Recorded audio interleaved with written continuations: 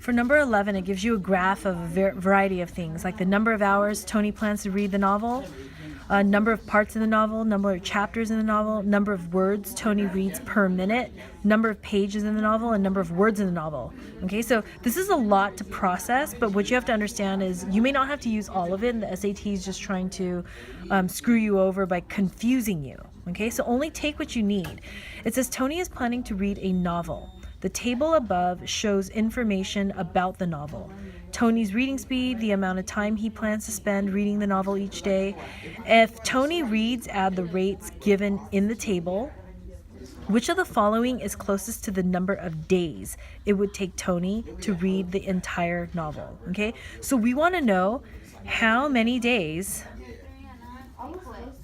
will it take for him to read the novel. Okay, so let's start with the things that we know that have to do with rate. Okay, and if you were to look at this, the ones that have to do with rate are like, think about like distance equals rate times time. Okay, so rate is going to be like, we need to find the distance, and that's going to be how much he's going to read in how much time. So we know a few things here. Okay, we know that he's going to read this many number of words in the novel. So we know that he's going to read 349,168 words in the novel.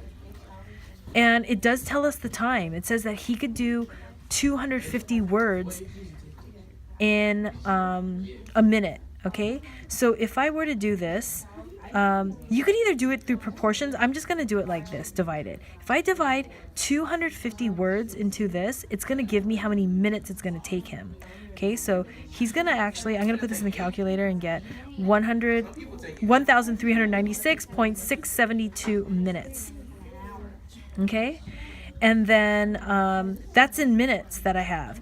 But we know that we need it in days, right? So what I'm going to have to do with this is basically do a little conversion chart. And I need to make this into minutes. I could put into an hour. That's the next step, right? So if I want to put it into hours, I have to cancel out the minutes down here, right? So how many minutes are in an hour? I got 60 minutes in 1 hour, and I put that in the calculator, and I would get 23.27 hours.